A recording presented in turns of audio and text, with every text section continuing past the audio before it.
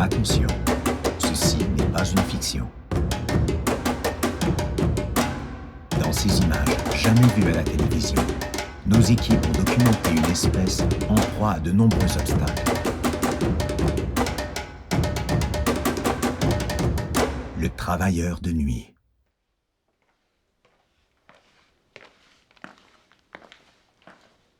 Après de longues recherches, nous avons trouvé ce magnifique spécimen, un être humain, plus précisément un employé de nuit, qui répond au nom de Dominique.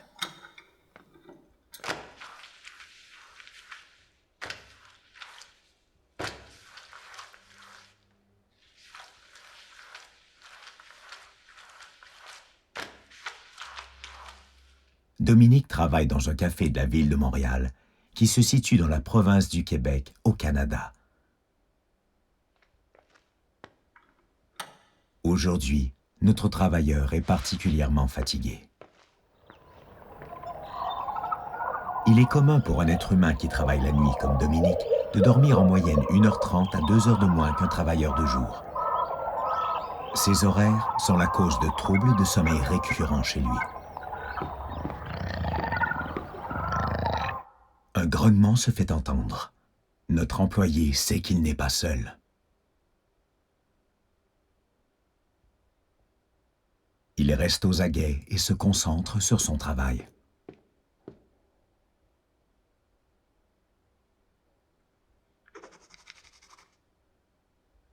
Confronté aux pires réalités, le travailleur de nuit doit accomplir des tâches quotidiennes pour assurer sa survie et celle de sa famille grâce à son salaire. Distribué par son employeur en échange des tâches complétées en un certain nombre d'heures, le salaire de Dominique est un montant d'argent déterminé par un taux horaire qui lui assure deux choses essentielles, de la nourriture et un toit.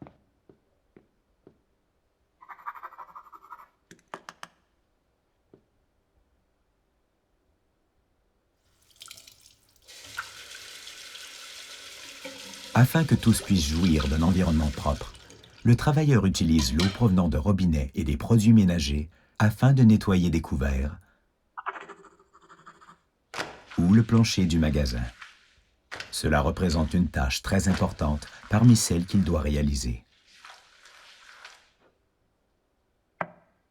Mais Dominique est la proie du plus redoutable des prédateurs du XXIe siècle, le stress.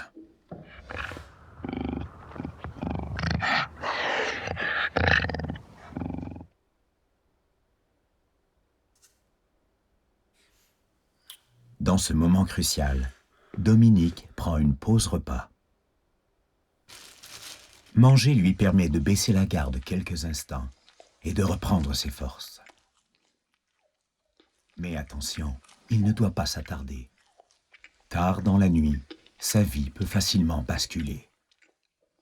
Car la fatigue, lourde de conséquences, pourrait revenir de plus belle.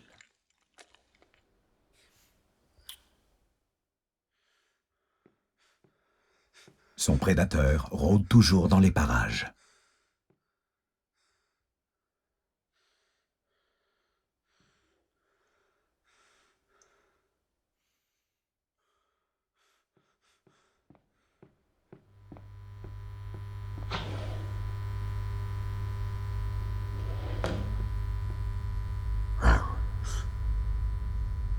Le stress se rapproche de sa proie, l'encercle. Le travailleur tente de se défendre, mais c'est un combat perdu d'avance.